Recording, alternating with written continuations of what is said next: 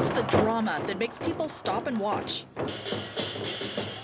But it's the food that gets them to Tet Fest, New Orleans East's Lunar New Year's celebration in the first place. Get some pho on a cold day like this, or go out and get more skewers and stuff. Mary Ton Nguyen is one of the people in charge of keeping all of those bowls full. She's been busy, and not just for the 3 days of the festival. We have 2 weeks ahead of the festival day, 2 weeks to prepare. And there's been more to do every year. Mary Queen of Vietnam Church started this festival more than 30 years ago as a small fundraiser. Before, it used to be like a lot of Vietnamese people. Then it started to expand. The TV, the internet, the Instagram that make people know we have festival here and they have a good food here. So a lot of people came out. More and more people came out. Now it's a major festival. For people who are brand new, it can be a lot to take in. To really get that excitement, it's like really overwhelming. And even people who have come to the festival their whole lives can find new things there. I didn't try the oysters yet, so I'm hoping good on that. And the thousands of people that show up every day for Tet Fest are bringing visitors to a part of the city that lost a lot of its tourism industry during Hurricane Katrina. In fact, the church is only about a mile away from what used to be Jazzland. The church's deacon, Vin Tran, says the festival has become something the whole community benefits from. When people saying that New Orleans East, they think about crime, things like that, trash, and things like that. But this is when they get all people together, everyone together. He says no matter what happens, the festival will always stay on the church grounds where it started. Not too big, that's to overwhelm the community. The community is the ministry. But he and the other organizers are still hoping more people will discover it. I can handle it, we can handle it. And come out to see, hear, and taste what New Orleans East has to offer. Rachel Handley, WWL, Louisiana.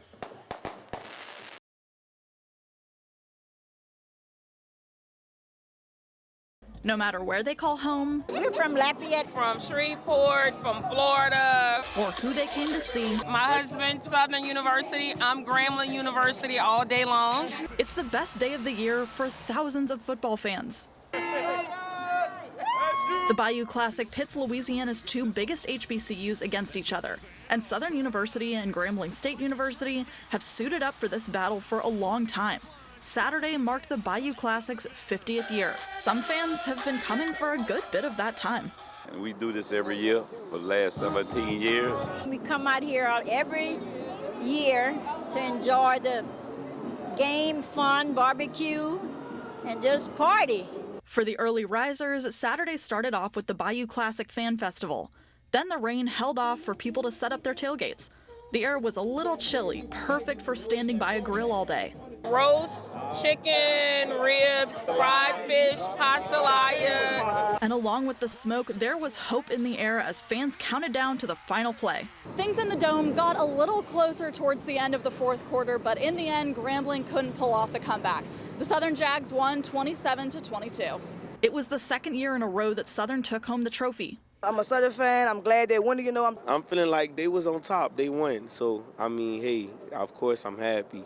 Tiger fans felt pretty much how you would expect. I'm pretty upset, actually, but it's okay because I'm a still Gram fan every day, all day.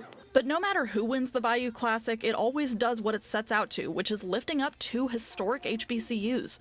It's something that draws people who don't even feel too strongly about either team. I would just support any HBCU in Louisiana. And for those that do care, the atmosphere is enough to keep them coming back, even when their team loses. Mama, we coming back next year? Yeah. We coming back next year, y'all. Rachel Handley, WWL, Louisiana.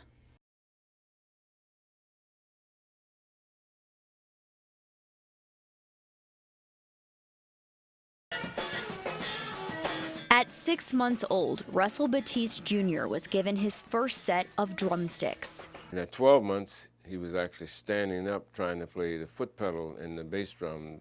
Named after his father, David Russell Batiste Sr., he was the oldest of his siblings.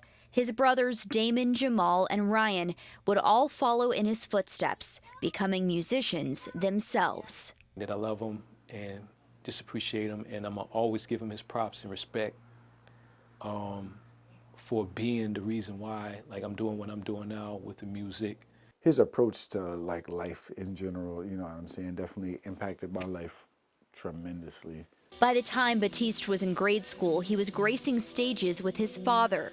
while we were still, 7 and 8 years old. He had us playing with some of the top blues artists from around the world. That exposure, combined with his participation in school bands growing up, led to Batiste making St. Aug's Marching 100. And at that time, doing St. Aug, being in the band was almost like, being a member of the New York Yankees. After graduating in 1983, he joined Southern University's band. By age 19, he was touring with the Meters and later the Funky Meters for decades. But nothing ever compared to playing in his hometown.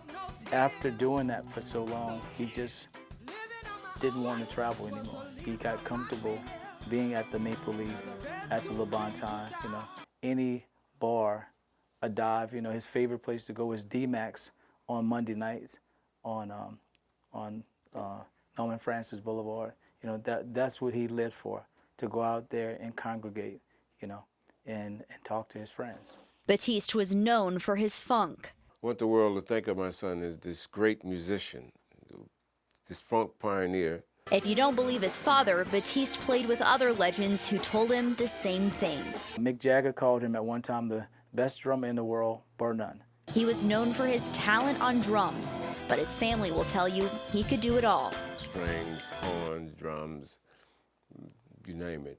He was also a writer, producer, composer, and band teacher. But to his family, he was known for more than just music. Outside of playing music and touring, he really just loved the family. Hilarious and funny to be around. As his family mourns this shocking loss, they're also looking ahead. He's a keyboard player, and his nickname is Chocolate Bar, but his name is Ryan Batiste.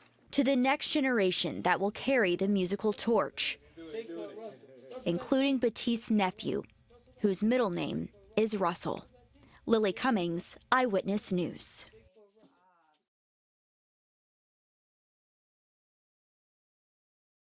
Police say they got the call of shots fired just before 4 p.m. Wednesday, a shooting in the CBD at the corner of Common and Carondelet. Our crew watched as the crime lab placed evidence markers by shell casings and even a backpack left behind in the road. Police say a man and a woman were both shot. Christopher Hebert lives in the area and told us he heard gunfire ring out.